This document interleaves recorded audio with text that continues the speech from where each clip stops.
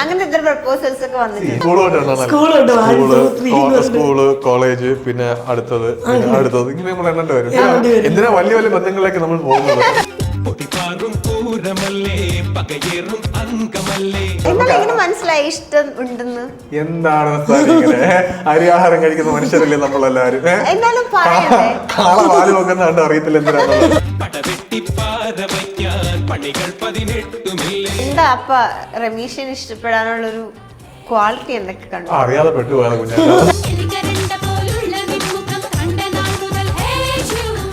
നമ്മളൊരു പ്രോപ്പർട്ടി തരാം. നിങ്ങൾ പ്രപ്പോസ് ചെയ്തിട്ടില്ലെന്നല്ലേ പറഞ്ഞു? ഞാൻ പലരെയും ചെയ്തിട്ടുണ്ട്.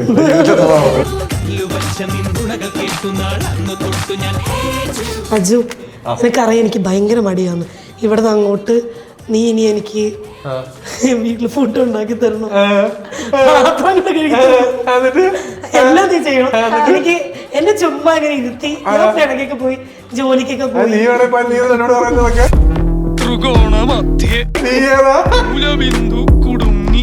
കാശ് കൊടുക്കാതെ ഒരാളെ കിട്ടണം അല്ലെ? അതിനുവേണ്ടി ഐ ലവ് യു. ഞാൻ ആരാ അതിന്റെ വേലക്കാരനാണ് പോകുന്ന കാശ് എടുക്കാതെ പണിയെടുപ്പിക്കാനുള്ള ഉദ്ദേശമാ. ഡ്രൈവറിന്റെ കാശ് പോയി, വീഡിയോഗ്രാഫറിന്റെ കാശ് പോയി, തൂക്കാൻ തുടക്കുന്ന ആള് കാശ് പോയി, പാത്രം കഴുകുന്ന ആളുടെ കാശില്ല. ഇതെല്ലാം ജിമ്മ്, ഇതെല്ലാം ഫ്രീ ആയിട്ട് നിങ്ങൾക്ക് കിട്ടുന്ന ഒരേ ഉള്ളൂ. സോ ഇത് കാണുന്ന വേറെ ഏതെങ്കിലും ഫ്രണ്ട് സുഹൃത്തുക്കൾ ഉണ്ടെങ്കിൽ കോൺടാക്ട് മല്ലു.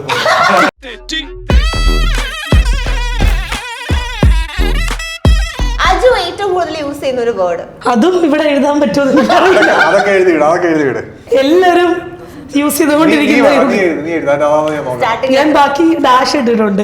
ആദ്യത്തെ 2 അക്ഷരം മാത്രം എഴുതിയിട്ട് ബാക്കി വെച്ചിട്ട്. അപ്പൊ ഞാൻ ഉദ്ദേശിച്ചല്ല, ഞാൻ ഉദ്ദേശിച്ച 2 വാക്കുള്ളൂ. ഇംഗ്ലീഷിൽ എഴുതിയേക്കണേ. ഇംഗ്ലീഷിലാണ്. ഇതാ ഞാൻ ഉദ്ദേശിച്ചത്.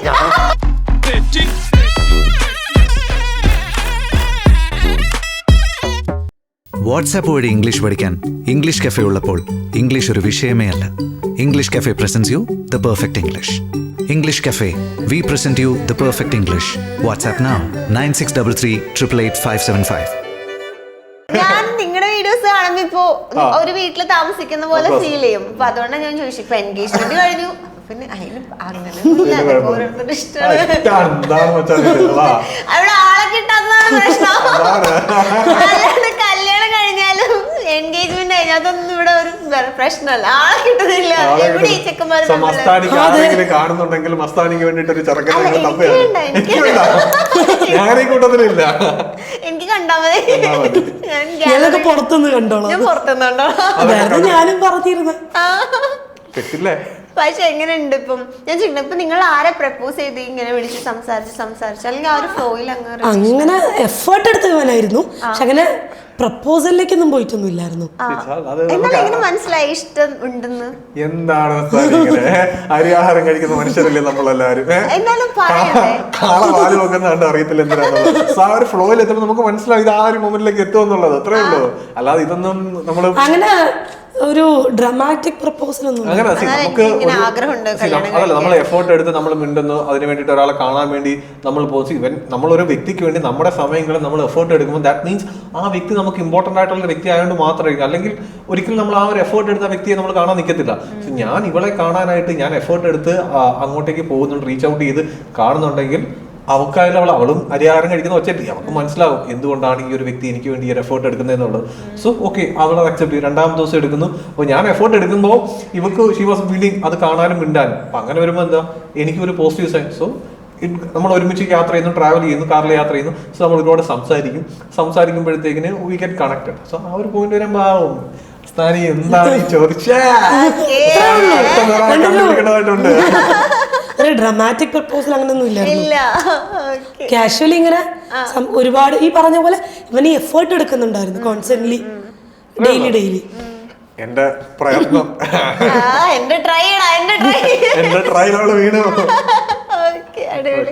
അപ്പൊ നിങ്ങൾ അങ്ങനെ ഒരു പ്രപ്പോസൽസ് ഒന്നും നടത്തിയിട്ടില്ല? അങ്ങനെയാണെങ്കിൽ നമ്മളൊരു ചെറിയ ടാസ്ക് പ്രപ്പോസൽ ആണോ? പരിപാടിയൊക്കെ അല്ലേ നീ ചെയ്യുന്നു, ഞാനിങ്ങനെ സത്യം പറഞ്ഞ ഇതൊക്കെ കൊടുത്ത ശീലമുള്ളതുകൊണ്ട് ഒന്നും കിട്ടിയ ശീലമില്ലല്ലോ. അല്ല ഞാൻ ഇവിടെ ഞാനൊരു ഇപ്പൊ ക്ലൈന്റ് ജിമ്മി ട്രെയിനർ ആണ്.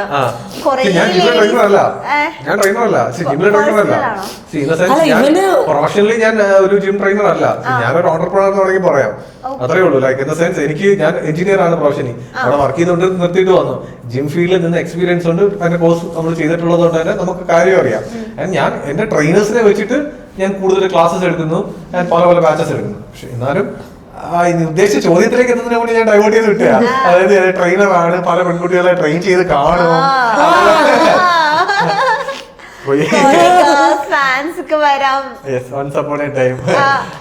അങ്ങനത്തെ എത്ര പ്രപ്പോസൽസ് ഒക്കെ വന്നിട്ടുണ്ട്? എനിക്കങ്ങനെ പ്രപ്പോസൽസ് ഒന്നും അങ്ങനെ ഹിറ്റ് ചെയ്തിട്ടുണ്ടാവില്ല അല്ലേ? ഉണ്ടോന്നോ മറ്റേ ഞങ്ങള് ഇവന്റെ റിലേഷൻഷിപ്പ് എടുത്ത് എന്റെ കൈയും കാലം തികയത്തില്ല, ഇവന്റെ കൈയും കാലം തികയത്തില്ല. മസ്താനിയുടെ കൂടെ കണക്ക് ഞാൻ കടം വാങ്ങേണ്ടി വരും. ഇവന് എത്രത്തോളം എക്സ് ഉണ്ടെന്നുള്ളത്. അങ്ങനല്ല, കുറച്ച് എത്ര എക്സ് ഉണ്ടായിരുന്നു? എത്ര സിറ്റുവേഷൻഷിപ്പ് ഉണ്ടായിരുന്നു? ഈ സിറ്റുവേഷൻഷിപ്പ് വാക്കുകളൊക്കെ റീസെന്റ് ഇവോൾവ് ചെയ്ത് വന്നു. ഇപ്പഴല്ലേ വന്നു, കുറെ വർഷമായില്ല. ഞങ്ങൾ ഫീൽഡിലാക്കിയിട്ട് കുറെ വർഷമായില്ലോ. ഈ സിറ്റുവേഷൻഷിപ്പ് വേറെ എന്തെങ്കിലും ഷിപ്പുകളുള്ളത് നിങ്ങൾക്കല്ലേ അറിയാം? സിറ്റുവേഷൻഷിപ്പ് സിറ്റുവേഷൻഷിപ്പ് പിന്നെന്താ ഫ്രണ്ട്സ് വിത്ത് ഇതൊക്കെ നമുക്കും അറിയുള്ളൂ. ഇപ്പോഴത്തെ പിള്ളേർക്ക് ഈ സിറ്റുവേഷൻഷിപ്പ് ഒക്കെ നമ്മൾ പണ്ടുണ്ടായിരുന്നതാണ്, പക്ഷെ അതിന്റെ പേര് അന്നായിരുന്നു ഇപ്പോഴാണ് അറിയുന്നത്. ഞങ്ങൾ ഇച്ചിരി ബാക്ക്വേർഡ് ആയിരുന്നു, പേര് അറിഞ്ഞില്ല, ഇപ്പൊ ഞങ്ങൾ പേര് വിളിച്ചു. അത് ഇന്ന് പറയാം, പണ്ടത്തെ എക്സോ ആയിട്ട് അന്ന് സിറ്റുവേഷൻഷിപ്പ് ആയിരുന്നു. ഇപ്പോൾ നമുക്ക് പേരറിയുന്നത്, അത് പേരില്ലല്ലോ. ചോദ്യത്തിന്റെ ആൻസർ കൊറേ ഉണ്ടായിരുന്നു. എണ്ണുവാണെങ്കിൽ ആ മൂലക്ക് അങ്ങ് മാറ്റി ഇരുത്തിയിട്ട് എണ്ണി തീർത്തിട്ട് വാന്ന് പറയുന്നത്. സ്കൂള്, കോളേജ്, പിന്നെ അടുത്തത് ഇങ്ങനെ നമ്മൾ എണ്ണേണ്ടി വരും. എന്തിനാ വലിയ വലിയ ബന്ധങ്ങളിലേക്ക് നമ്മൾ പോകുന്നത്? വാങ്ങണ്ടല്ലോ. അപ്പൊ തിരിച്ചോ? അതുവഴി അത് അത്യാവശ്യം ഒരു 1, 2, 3 പറയാൻ കൂടെ എനിക്കുണ്ടായിരുന്നു റിലേഷൻഷിപ്പ് ഇഷ്ടംപോലെ ഉണ്ടായിരുന്നു. സത്യത്തിന്റെ വഴികളെപ്പോഴും സ്ട്രേറ്റ് ആയിരിക്കും, അറിയാൻ. നമ്മള് വയസ്സ് കൂടുന്നവർ എന്തായാലും റിലേഷൻഷിപ്പ് ഇവിടേക്ക് കൂടും. ചിലര് പറയും അയ്യോ എനിക്ക് അവസാനം ഞാൻ ഒരിക്കലും ഒരു റിലേഷൻഷിപ്പ് നടത്തുമെന്ന് ഞാൻ പ്രതീക്ഷിച്ചതല്ലായിരുന്നു. കാരണം അട്ടപ്പെടാതെ ഇങ്ങനെ വലിച്ചേറ്റിയിരിക്കുന്ന അവസ്ഥ ഞാനൊന്നും പ്രതീക്ഷിച്ചില്ല. റിലേഷൻഷിപ്പിനോട് എനിക്ക് താല്പര്യം, പക്ഷെ എങ്ങനെ നിന്റെ അടുത്ത് പെട്ടുപോയത് ഞാൻ ആലോചിക്കുന്നത്. ഞാൻ സത്യത്തെ ആലോചിക്കുന്നത് എനിക്ക് അങ്ങനെ ഒരു, കാരണം ഞാനും ഈ പൂക്കി പിള്ളേരെ പോലെ ഇനിയിപ്പം റിലേഷൻഷിപ്പ് ഒന്നും വേണ്ട, ഈ റൂട്ടിൽ പോയാൽ മതി എന്നുള്ള മൂടി ഇരുന്നായിരുന്നു. ബട്ട് നമുക്കറിയാലോ, പ്രായം കൂടി വരുന്നത് ഈ 30കളിലേക്ക് കടക്കുന്നു, ഒരു കുടുംബം എന്നൊക്കെ ചിന്ത വന്നോണ്ടായിരിക്കും മോൻ ഒതുങ്ങിയത്. ഞാനാണെ കല്യാണം കഴിക്കുന്നില്ലെന്നും പറഞ്ഞിരിക്കുവായിരുന്നു. നിനക്ക് കിട്ടണ്ടായിരുന്നു കണ്ട പുച്ഛിക്കുന്നുട്ടാ. ഞാൻ ഇപ്പഴാണ് എന്റെ കല്യാണം ഉറപ്പിച്ച് പറഞ്ഞപ്പോ ഞാൻ നാട്ടില് ഏറ്റവും ക്ലോസ് ആയി 2 പേര് വിളിച്ചു പറഞ്ഞപ്പോഴേ അവര് പറഞ്ഞേ എനിക്ക് കല്യാണം നോക്കുന്നുണ്ടെന്ന് അറിയത്തില്ലായിരുന്നു, ആരൊക്കെ എന്നെ പ്രപ്പോസ് മിസ്സായിപ്പോയി. അത് വേണ്ടെന്ന് വെച്ചോടാ ഞാൻ നിക്കുന്നത്. അപ്പൊ ഞാൻ ചെയ്യട്ടെ, എന്താ അപ്പ റമീഷിന് ഇഷ്ടപ്പെടാനുള്ളൊരു ക്വാളിറ്റി എന്തൊക്കെ കണ്ടു? അറിയാതെ പെട്ടുപോയത്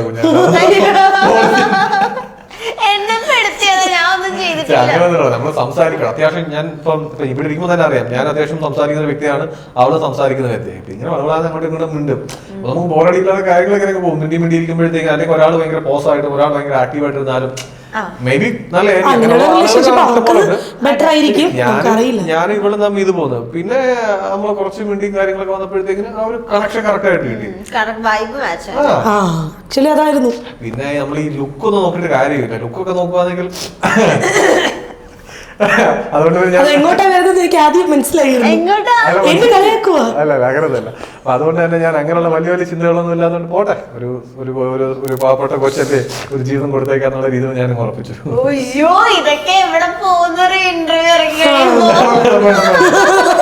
ഞങ്ങൾ ഉത്തരവാദിയല്ലേ? ഞാൻ ഇപ്പോഴും പറയും, ഇവൻ എന്തോ ഒരു റിലേഷൻഷിപ്പ് ഉണ്ടായിരുന്നു, ആരെങ്കിലും ഇവരൊരു മൂവ് ഫോർവേഡ് എടുത്തോ? ഇല്ലല്ലോ. കൊള്ളത്തില്ല. അതുകൊണ്ട് പാവം പെട്ടുപോയി. ഞാൻ പെട്ടുപോയി.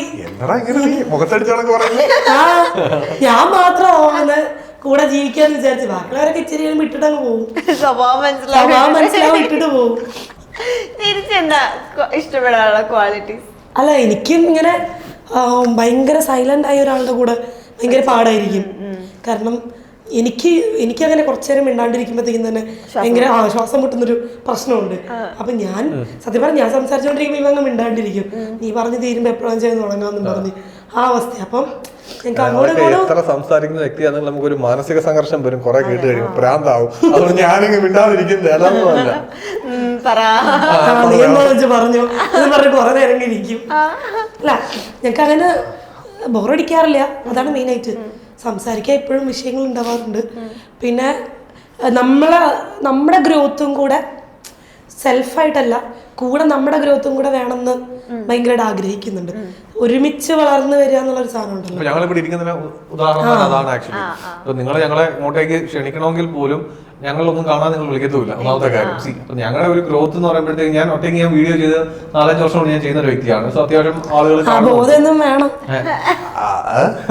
അപ്പം ആ ഒരു രീതിയിൽ ഞങ്ങൾ സ്റ്റാർട്ട് ചെയ്തു. ഞങ്ങൾ ഒരുമിച്ച് ഞങ്ങൾ 2 പേജും കൊളാബ് ചെയ്തിട്ട് അപ്പൊ അവളും അതനുസരിച്ച് വളരുന്നുണ്ട്. അപ്പൊ അവളുടെ ഒരു പ്രൊഫൈൽ അവളെ വർക്കിന് വേണ്ടിയിട്ട് ലൈക്ക് ബീങ് എൻ MC അപ്പൊ അവള് കമ്പനി വർക്ക് ചെയ്യുന്നപ്പോൾ അതും അവർക്ക് ഗ്രോത്ത് ഉണ്ടാകുന്നുണ്ട്. എന്നെ സംബന്ധിച്ച് എന്റെ ഒരു ട്രെയിനിങ് ഈ പറഞ്ഞ ഓണ്ടർപ്രണർഷിപ്പ് ഞാൻ ഇത് മൂവ് ചെയ്യുന്നു. എനിക്ക് സപ്ലിമെന്റ് കമ്പനി. സോ ഇത് എനിക്ക് വളരുന്നു. സോ ഇതെല്ലാം മ്യൂച്വലി വളരാൻ ഞങ്ങൾ ഈ ഒരു കാര്യം എഫേർട്ട് ഇട്ട് ഒരുമിച്ച് ചെയ്യുന്നുണ്ടായിരുന്നാണ് കാര്യം. ഇപ്പൊ എന്റെ വളർച്ചയിലും ഞാൻ ഇപ്പം ഞങ്ങൾക്കും സീസണും ഓഫ് സീസൺ ഒക്കെ ഉണ്ടല്ലോ. അപ്പം അതില് മീൻ പിടിക്കാൻ ശരിയാ, കല്യാണത്തിനൊരു സീസൺ വന്നാ അയ്യോ വർക്ക്സും പിന്നെ കോർപ്പറേറ്റ് ഇവന്റ്സും ഗവൺമെന്റ് ഫംഗ്ഷൻസും അതൊക്കെ ആയിരിക്കും. നിങ്ങൾ കൊറോണ കാലഘട്ടത്തിൽ നിങ്ങൾ ആങ്കർമാർ എന്ത് ചെയ്തിരുന്നു? ഞാൻ വെറുതെ ഇരിക്കുവായിരുന്നു. ഞാൻ ആ സമയത്ത് വേറെ വർക്ക് ചെയ്യായിരുന്നു. ഞാൻ ഇപ്പൊ വന്നിട്ട് 3 years ആവുന്നു. അന്ന് ഞാൻ മറ്റേ വല പിടിക്കാൻ പോവായിരുന്നു. ഇന്ന് ഞാൻ ഇവിടെ ഇരിക്കുന്നു. ഞാനന്ന് എന്തുവായിരുന്നു, ഒരു കമ്പനിയിൽ വർക്ക് ചെയ്തായിരുന്നു. ഞാൻ വേറെ രാജ്യം. അപ്പം അവസാനം ഞാൻ എന്റെ സാഹചര്യം ഞാൻ അവസാനം ഇന്റർവ്യൂ ആണ്.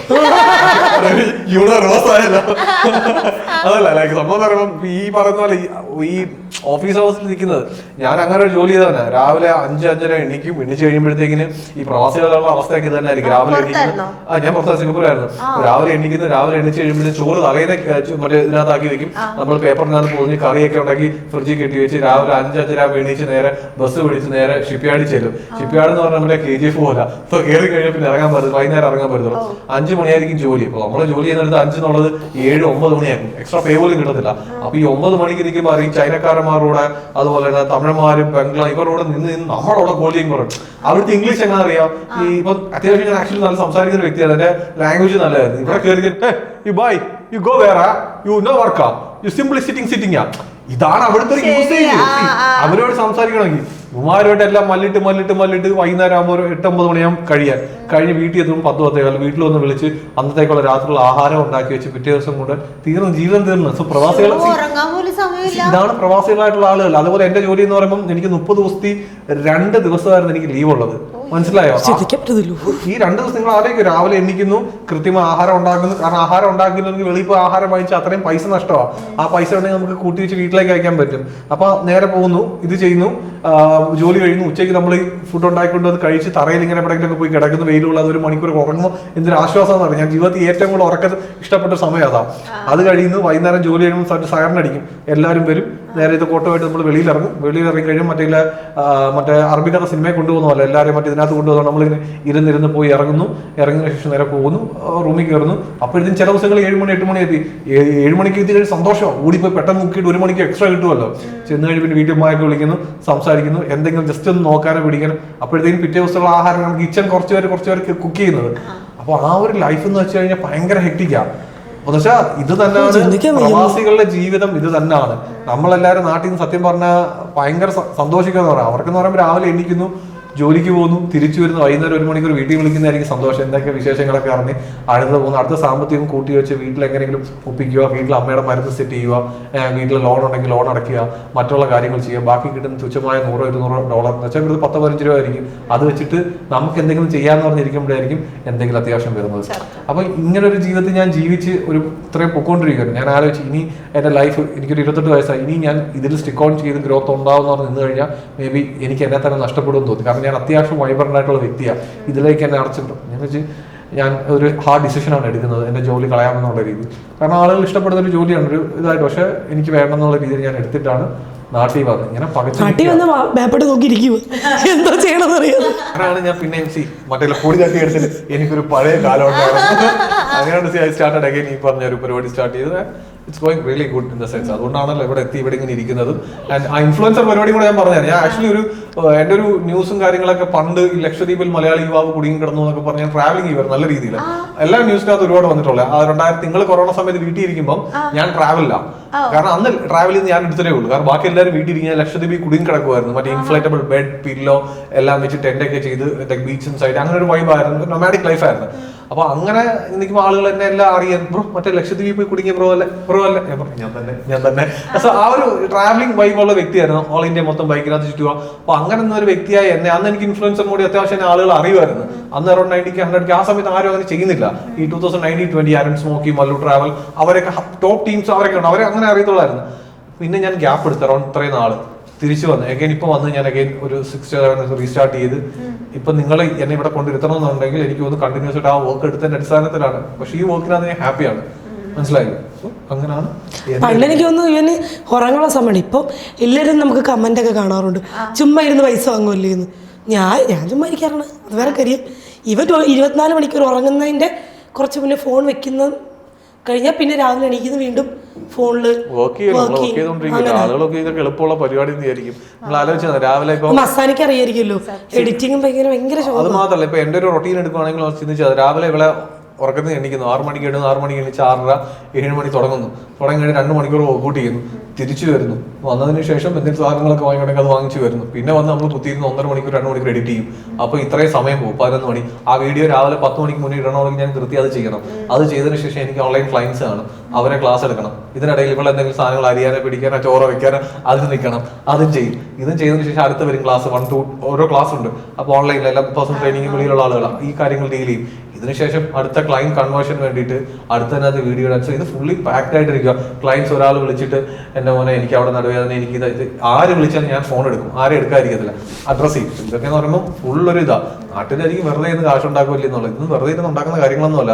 അത്യാവശ്യം നല്ല രീതിയിൽ എന്ന് വെച്ചാൽ ഒരു ഓഫീസ് ജോബ് ചെയ്യുന്നതിനേക്കാളും ഞാൻ ടൈം ഇൻവെസ്റ്റ് ചെയ്യുന്നുണ്ട് ഇതിനകത്ത്. പക്ഷെ ആ ഇൻവെസ്റ്റ് ചെയ്ത റിസൾട്ട് നമ്മൾ ക്ലയൻസും കാര്യങ്ങളും വരുമ്പോൾ മാറും, അതേ ഉള്ളൂ.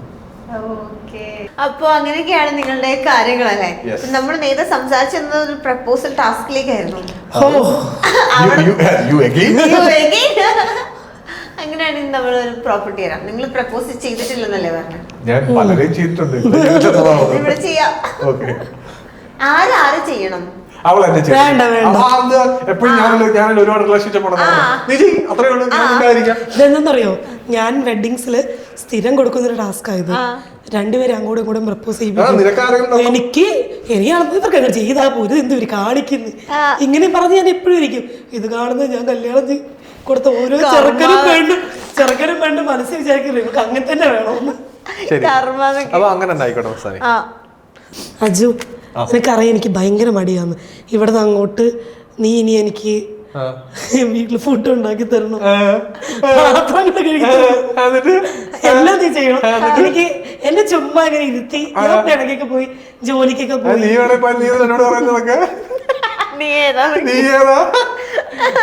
പറയരുത്, അങ്ങനെ പറയരുത്. ഇത് നിനക്ക് ഡയലോഗില്ല, എനിക്ക്. പിന്നെ അതുപോലെ വർക്കിനൊക്കെ പോകുമ്പോ വണ്ടി ഓടിക്കാന്, പിന്നെ എനിക്കൊരു ഫ്രീ ആയിട്ട് ഡ്രൈവറെ കിട്ടുമല്ലോ. വീഡിയോ എടുത്തു തരണം, ഇവന്റിന്റെ വീഡിയോ എടുത്തു തരണം. അതിനൊക്കെ എനിക്ക് കാശ് കൊടുക്കാതെ ഒരാളെ കിട്ടണം അല്ലെ? അതിനുവേണ്ടി ഐ ലവ് യു. ഞാൻ ആരാ അതിന്റെ വേലക്കാരനാണ്. കാശ് എടുക്കാതെ പണിയെടുപ്പിക്കാനുള്ള ഉദ്ദേശമാ. ഡ്രൈവറിന്റെ കാശ് പോയി, വീഡിയോഗ്രാഫറിന്റെ കാശ് പോയി, തൂക്കാൻ തുടക്കാൻ ആളുടെ കാശ് പോയി, പാത്രം കഴുകാൻ ആളുടെ കാശില്ല. ഇതെല്ലാം ജിമ്മ്, ഇതെല്ലാം ഫ്രീ ആയിട്ട് നിങ്ങൾക്ക് കിട്ടുന്ന ഒരേ ഉള്ളൂ. സോ ഇത് കാണുന്ന വേറെ ഏതെങ്കിലും ഫ്രണ്ട് സുഹൃത്തുക്കൾ ഉണ്ടെങ്കിൽ കോൺടാക്ട് മല്ലു. അത് മതിയായിരിക്കും. ഈ സർവീസ് ഒക്കെ കൊടുക്കും. ഡിസംബർ 8 മുന്നേ വരെ മാത്രം. അത് കഴിഞ്ഞ പെട്ടുപോയി. ഡിസംബർ 28 വരെ 27 രാത്രി 12 മണി. കോൺടാക്ട് മല്ലു കോമസ്. തിരിച്ചോ? ഇങ്ങനത്തെ ഒരു പ്രൊപ്പോസൽ ഞാൻ ആദ്യമായിട്ട് കാണുന്നു. എനിക്ക് വരില്ല. റൊമാൻറ്റിക് റിപ്ലൈസ് ആണോ വേണ്ടത് അതോ ലൈക്ക് അവനത് പറഞ്ഞാൽ എനിക്ക് എന്റെ ഫേസിൽ വരുന്നതായിരിക്കും കോമഡി. രമ്യ ലൈക്ക് ഞാൻ ഒരു കാര്യം എനിക്ക് പറയാം. കുറച്ച് ആളുകൾ നമ്മൾ സംസാരിക്കുന്നുണ്ട്. ഞാൻ ഒരുപാടോട് പറയണമെന്ന് വിചാരിച്ചൊരു കാര്യം വേറെ ഒന്നുമല്ല. അതായത് ലൈഫിൽ ഞാനൊരു പോയിന്റ് ഭയങ്കര സ്റ്റക്കായിട്ട് നിൽക്കുമോ. കാരണം ചില ഡിസിഷൻ എടുക്കുമ്പോഴത്തേക്കിന് എനിക്കത് ശരിയാണോ തെറ്റാണോ എന്നുള്ളത് ഭയങ്കര കൺഫ്യൂസ്ഡ് ആയിട്ട് ഇരിക്കുമോ. അപ്പം കാരണം ഈ കുറച്ച് വർഷങ്ങളായിട്ട് എൻ്റെ ജീവിതത്തിൽ ഞാൻ ഏത് ഡിസിഷൻ എടുത്താലും അത് തെറ്റായി പോകുന്നൊരു ഭയങ്കരമായിട്ട് എനിക്ക് തോന്നുന്നുണ്ട്. അങ്ങനെ ഒരുപാട് ഡിസിഷൻ തെറ്റായി പോയിട്ടുണ്ട് എൻ്റെ ജീവിതത്തിൽ. പക്ഷെ ഞാൻ ഇനി എടുക്കുന്ന ഡിസിഷൻ അതൊരിക്കലും തെറ്റാവരുതെന്ന് എനിക്കൊരു ഇതുണ്ട്. എൻ്റെ ഐ റിയലി ഫീൽ ഞാനിപ്പോൾ എടുക്കാൻ പോകുന്ന ഡിസിഷൻ ഒരിക്കലും തെറ്റാവത്തില്ലെന്ന് ഐ റിയലി ലവ് യു. ശരിക്കും വരത്തില്ല. ഞാൻ പറഞ്ഞില്ലേ പണ്ട് വെച്ചൊരു കഴിവുള്ളവനായിരുന്നു. എന്റെ കൂടെ കൂടിയിട്ട് ഇവർ വളരെ അൺറൊമാൻറ്റിക് ആയി. അയ്യോ കൊള്ളാം. ഇപ്പൊ നമ്മളിപ്പോ നിങ്ങൾ ഭയങ്കര കമ്പനിയാണ്, നല്ല അങ്ങോട്ടും ഇങ്ങോട്ടും നല്ല സ്പേസ് ഒക്കെ കൊടുക്കുന്നുണ്ട്. അപ്പൊ ആ ഒരു അങ്ങോട്ട് ഇരുന്നു എനിക്ക്. അപ്പൊ ഞാനൊരു വീഡിയോയില് പറയുന്നത് കേട്ടിട്ടുണ്ട്, എന്ത് വേണമെങ്കിലും അങ്ങോട്ടും ഇങ്ങോട്ടും ഷെയർ ചെയ്യാവുന്ന ഒരു സ്പേസ് അങ്ങോട്ടും ഇങ്ങോട്ടും നിങ്ങൾ കൊടുത്തിട്ടുണ്ട്. അപ്പൊ എങ്ങനെ വേണമെങ്കിലും നിങ്ങൾക്ക് സംസാരിക്കാം. ആ ഒരു ഫ്രീഡത്തിൽ ഇപ്പോ നിങ്ങൾ അങ്ങോട്ടും ഇങ്ങോട്ടും പറയുന്ന വേർഡ്സോ അല്ലെങ്കിൽ റമീഷേനെ പറയുന്ന ചില കാര്യങ്ങൾ വീഡിയോയിലേക്ക് വരുന്ന സമയത്ത് ആൾക്കാർക്ക് അത് ബോഡി ഷേമിംഗ് ആയി.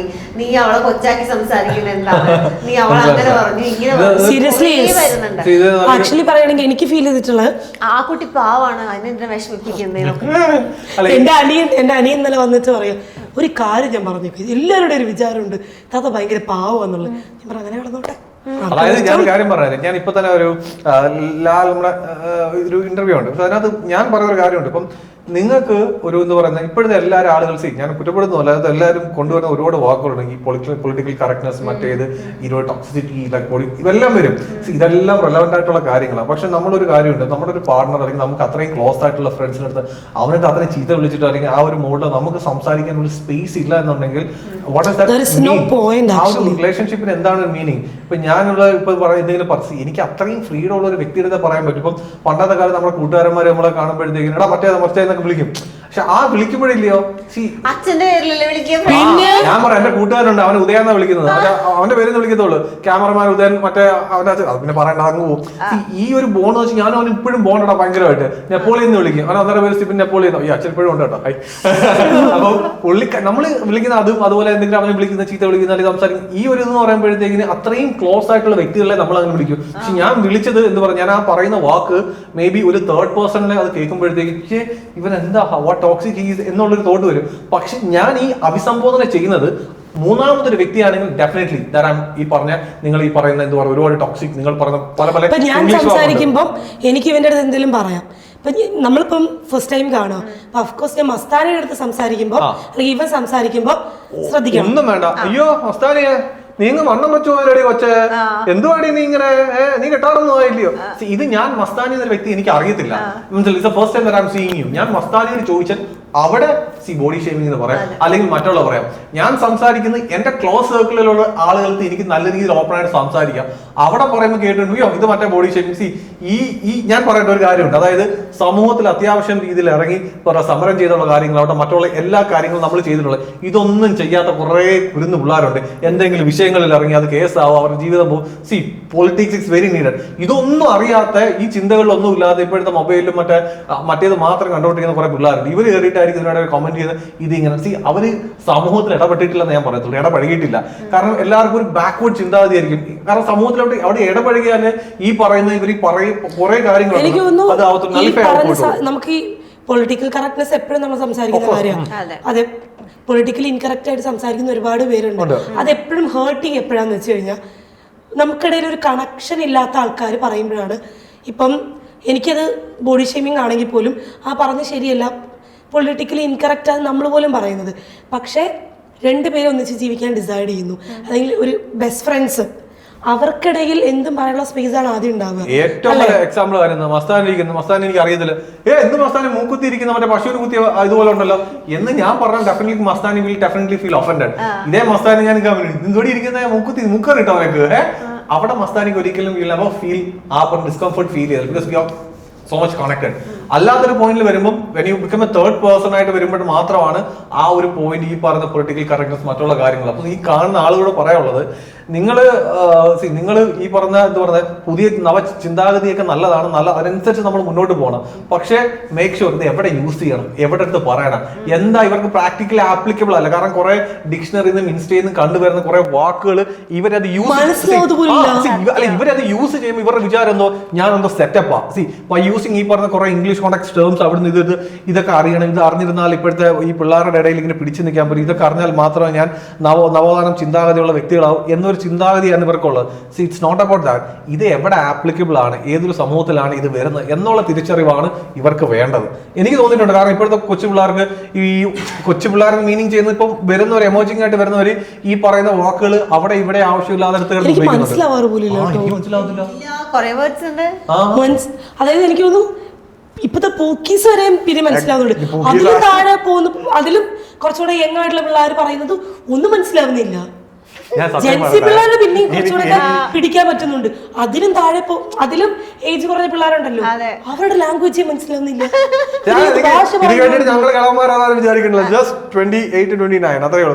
പറയാനുള്ള കാര്യം ഇവര് ഇപ്പം ഞാനായാലും ഇവളായാലും നമ്മളെല്ലാവരും കോളേജ് രാഷ്ട്രീയത്തിലൊക്കെ അത്രയും നല്ല പ്രവർത്തിച്ച് കോളേജിൽ ഇടപഴകിയിട്ടുള്ള വ്യക്തികളാണ്. അപ്പം ആ ഇടപെടുമ്പോൾ സമൂഹത്തിൽ ഇടപഴകിയിട്ടുള്ള 100, 500, 1000 പിള്ളേരുടെ അടുത്ത് അത്രയും വ്യക്തിപരമായിട്ട് ഇടപെടിയിട്ടുള്ള ഞാനും ഇവളായിക്കോട്ടെ അത്രയും ഭയങ്കര സ്പോണ്ടേനിയസ് ആയിട്ടുള്ള ഒരു തെറിച്ച് നിൽക്കുന്ന ഒരു പുള്ളിക്കാരിയാണ് നമ്മളെ കോളേജ് ലൈഫിലും. സോ അവളും അതേ രീതി ആളുകളുടെ ഇടപെടിയിട്ടുള്ള ഈ ആളുകളോട് ഇടപെടാതെ ബാക്ക് വലിഞ്ഞ് നിൽക്കുന്ന പിള്ളേരെ സംബന്ധിച്ചിടത്തോളം ഈ പറയുന്ന വാക്കുകൾ എടുത്ത് ഉപയോഗിച്ചാൽ മാത്രമേ പിടിച്ചു നിൽക്കാൻ പറ്റുമെന്നോ. ഞാൻ വേറൊരു കാര്യം പറയട്ടെ, ഞാൻ ഈ ജീവിതത്തിൽ ഈ പറയുന്ന മറ്റേ ഉൾവലിവിനൊരു ഇത് പറയുന്നത് നിങ്ങൾ ഇംഗ്ലീഷ് എന്ന് പറയുന്നത് മറ്റേ ഇൻട്രോവേർട്ട്. എന്റെ അമ്മയാണ് സാർ ഞാൻ ഇൻട്രോവേർട്ട് എന്നുള്ള വാക്ക് കേൾക്കും ചിലപ്പോൾ അറൗണ്ട് ഒരു ഞാൻ ആയിട്ടുള്ളൂ. സി ഐ നെവർ ഹേർഡ് ഈ പറഞ്ഞ ഇൻട്രോവേർട്ട് എന്നുള്ള വാക്ക് അല്ലെങ്കിൽ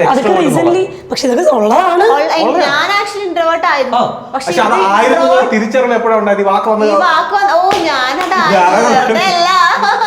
അപ്പം ഇപ്പം തനിക്കത് ഈ ഒരു പോയിന്റ് മനസ്സിലാവുന്നുണ്ട്. സോ ചിലര് അത് അങ്ങനെയാണ്, ഞാൻ ഇൻട്രോവേർട്ട് ആണെന്ന് പറഞ്ഞ മുദ്ര കുത്തി അതൊരു എംബ്ലോക്കി കൊണ്ട് നടക്കാനാണ് അത് എന്തോ ഒരു പ്രിവിലേജ്. ഞാൻ ഇൻട്രോവേർട്ട് ആണ്, ആക്ച്വലി പല നമ്മളിങ്ങനെ റാൻഡംലി നോക്കുമ്പോൾ പല ആൾക്കാരുടെയും ഇൻസ്റ്റയില് ബയോല് വരെ ഇൻട്രോവേർട്ട് ഞാൻ ഇൻട്രോവേർട്ട്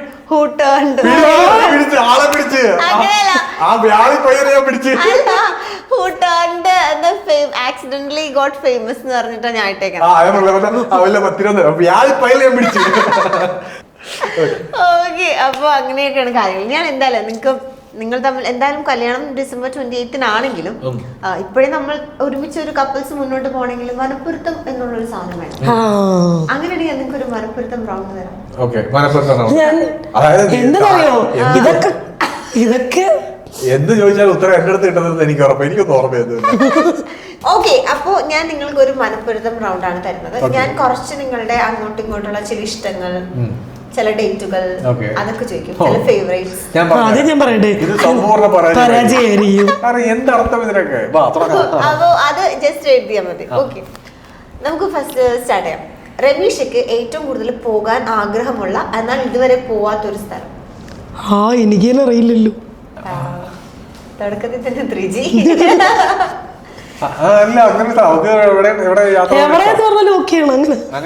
എന്നാ രമേശ് ഏറ്റവും കൂടുതൽ നോ പറയുന്ന ഒരു കാര്യം? അയ്യോ അതിവിടെ എഴുതാൻ പറ്റത്തില്ല. അതല്ല ഉദ്ദേശിച്ചത്. എഴുതിക്കോ. എന്താ ചുമ്മാ ചില്ലിങ് എന്നൊക്കെ എഴുതാം, അതായിരിക്കും കറക്റ്റ്. ഇവർക്ക് മനസ്സിലാവുന്നത് ചില്ലിങ്ങാ. പക്ഷെ അതെനിക്ക് ഇവിടെ എഴുതാനായിട്ടുള്ളത് കല്യാണം 28-ാം തീയതി മുടങ്ങി തരണം. ചുമ്മാ അത് വേണ്ട, ഇതൊന്നും പോലെ സീരിയസ് ചില്ലാവാൻ പോകുന്നു അങ്ങനെ പറയാം. അങ്ങനെ അതിനെങ്ങനെ വ്യാഖ്യാനിച്ചാലും ഒരു കുഴപ്പമില്ല. ഇത് വലുതായിട്ട് ഓരോന്നായിട്ട് ചിൽ അത്രേ ഉള്ളൂ. ഞാൻ ചില്ലാവാൻ പോവാന്ന് പറഞ്ഞാൽ റമേഷിന് ഇഷ്ടമല്ല, എന്നാ അറിയത്തില്ല. തനിക്ക് എങ്ങനെയുള്ള വ്യാഖ്യാനിക്കാന്ന് ഞാൻ പറഞ്ഞു.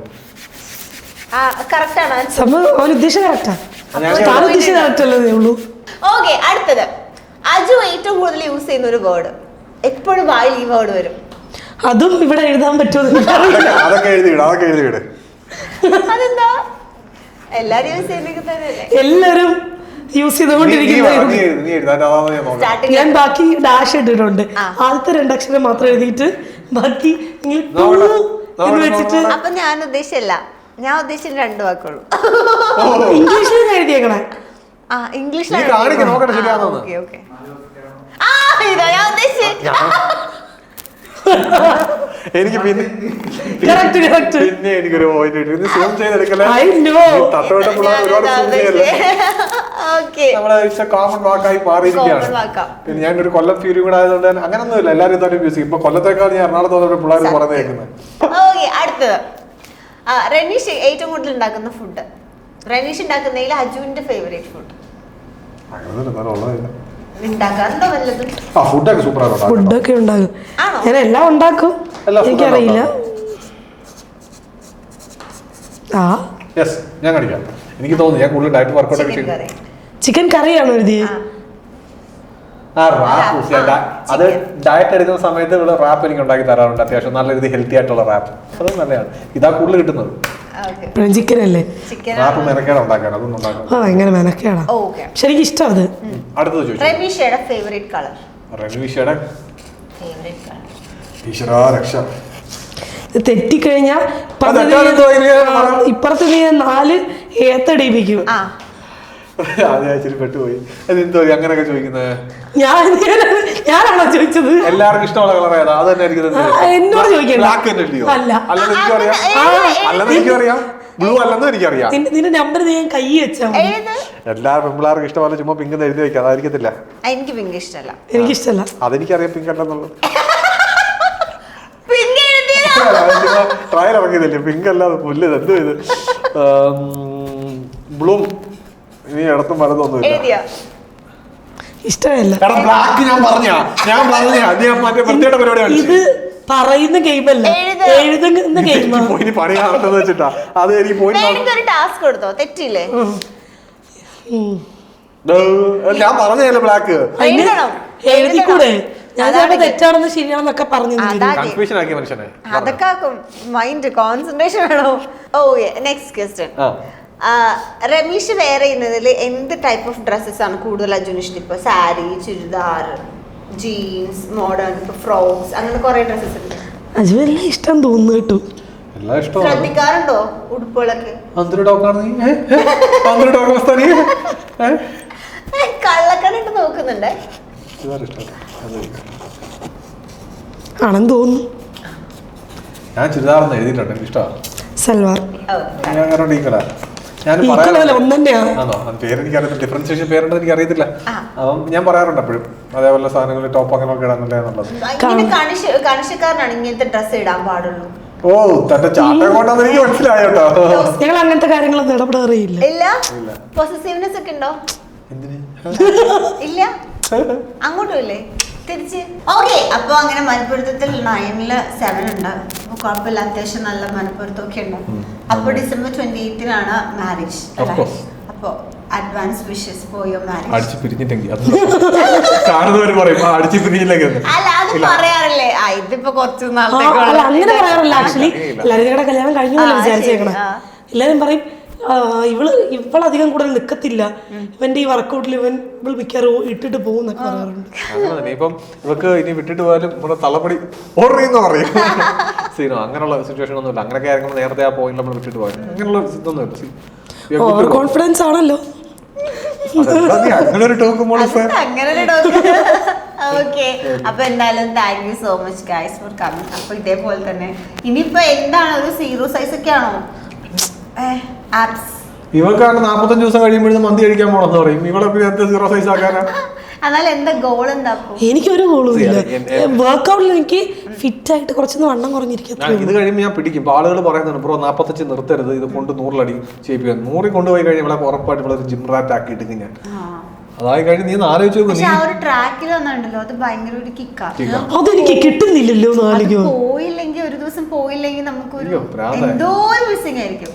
ഇതിനോട് ഒത്തിരി പേര് പറയുന്നുണ്ട്, പക്ഷെ അതെനിക്ക് വന്നിട്ടില്ല. ഞാൻ ഇവിടുന്ന് ലേറ്റ് ഷൂട്ട് കഴിഞ്ഞാലും എനിക്കറിയാം ലേറ്റ് ആവും. ഞാൻ കാറില് ബാഗ് വെക്കും, ജിം ബാഗ്, എന്നിട്ട് നേരെ അവിടെ പോയിട്ട് ഞാൻ എങ്ങനെയായിരുന്നു ഞാൻ നല്ല ഫിറ്റ് ആയിട്ടുണ്ട്. ഇപ്പൊ എന്റെ ഈ വണ്ണമൊക്കെ ഈ ലെവലിലാത്ത ഞാനിപ്പോ ചെയ്യാത്തുണ്ട്. ഇവിടെ കൊണ്ട് ഞാൻ വോക്കിന് പോകുമ്പോൾ തൃശ്ശൂരൊക്കെ വോക്കിന് പോകുമ്പോൾ ജിം നിയർ ബൈ നടിക്കും. എന്നിട്ട് ഞാൻ കയറിയിട്ട് ലൈക്ക് വർക്ക്ഔട്ട് ചെയ്യും. എന്നെ വർക്കിന് വിടും, ഇവൻ അവിടെ വർക്ക്ഔട്ട് ചെയ്യും. വെറും ഞാൻ ആലോചിക്കുന്നതാ, ആളുകൾ പറയും ബ്രോ ഞാൻ ട്രാവലിംഗ് ആണ്, എനിക്ക് എപ്പോഴും യാത്ര ചെയ്യാൻ അത് ഇതൊക്കെയാണ്, എനിക്ക് എന്റെ ഫിറ്റ്നസ് കൃത്യമായിട്ട് മെയിൻറ്റെയിൻ ചെയ്യാം. പക്ഷേ ഇതൊക്കെ വെറും ചുമ്മാ ഒരു കാരണങ്ങൾ ഉണ്ടാക്കുന്നതാണ്. കാരണം നിങ്ങൾ ആലോചിച്ചാൽ മതി, ഇപ്പൊ ഇവള് വർക്കിന് പോകുന്നു, ഇവളുടെ കൂടെ ഞാൻ അസോസിയേറ്റ് ചെയ്ത് ഞാൻ പോകുന്നു, ചെന്ന് ഇവളെ വർക്കിന് വിട്ട് ബാക്കി എനിക്ക് ടൈമുണ്ട്. ആ സമയത്ത് ഞാൻ ഈ ജിം നിയർ ബൈ ഒരു 100 രൂപ ചിലവേ ഉള്ളൂ, അല്ലെങ്കിൽ 200 രൂപ ചിലവ്. ആ ജിമ്മിൽ ഒരു ദിവസം വർക്ക്ഔട്ട് ചെയ്യാൻ കയറുക, നമ്മളെ വർക്ക്ഔട്ട്. സോ അന്നത്തെ വേണ്ടി നമ്മുടെ ശരീരത്തിന് വേണ്ടി നമ്മൾ ചെയ്തു. അപ്പം നിങ്ങൾ ഇവിടെ വരുന്ന ഒരു മോശം അവസ്ഥ എന്ന് പറയുമ്പോൾ നിങ്ങൾ ഇപ്പം നിങ്ങളുടെ ശരീരത്തിന് വേണ്ടിയിട്ട് കാണുന്നവരോട് പറയുക, നിങ്ങൾ ഇപ്പം സമയം കളഞ്ഞില്ല എന്നുണ്ടെങ്കിൽ, അതായത് അതിനുവേണ്ടി നിങ്ങൾ ഇൻവെസ്റ്റ് ചെയ്തില്ലെങ്കിൽ, നിങ്ങളിപ്പം ഷെയർ മാർക്കറ്റിൽ ഇൻവെസ്റ്റ് ചെയ്യാനും അതുപോലെ തന്നെ ഹോസ്പിറ്റലിൽ നിങ്ങൾ മരുന്ന് വാങ്ങിച്ച് കളയുന്നതിനേക്കാളും നിങ്ങളിപ്പോൾ നിങ്ങളുടെ ശരീരത്തിന് വേണ്ടി കുറച്ച് ഒരു ടൈം 1 hour നിങ്ങൾ ഇൻവെസ്റ്റ് ചെയ്തില്ലാത്ത പക്ഷം നിങ്ങൾ നല്ല രീതിയിൽ ബുദ്ധിമുട്ട് നിങ്ങളുടെ ഭാവിയിൽ പോകും. So try investing. അല്ലെങ്കിൽ ഞാൻ ഇതുപോലെ ആവും, ഞാൻ മാറ്റിയെടുക്കും, അത് വേറെ കാര്യം. എനിക്ക് ഒരു മാസം മതി മാറ്റിയെടുക്കാൻ. ഓക്കെ അപ്പൊ എന്തായാലും thank you so much for coming. അപ്പം ഇതേപോലെ തന്നെ അടിപൊളിയായിട്ട് മുന്നോട്ട് പോട്ടെ. കല്യാണത്തിനും എല്ലാവിധ ആശംസകളും. Yes, thank you. കഥം ഹോ ഗയാ. അപ്പൊ ബൈ ബൈ.